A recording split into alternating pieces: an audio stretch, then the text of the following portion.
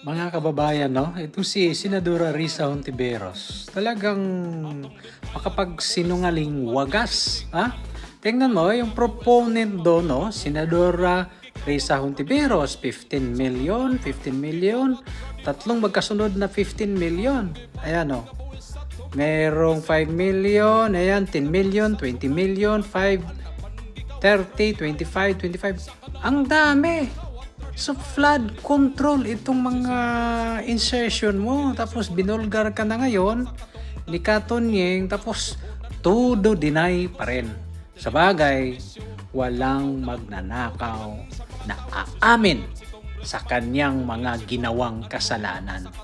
Kaya nga, December yun sa ahas. Kung ang ahas ay magpapalit ng kanyang skin, ahas pa rin. Kaya, Hontiveros, sagutin mo to.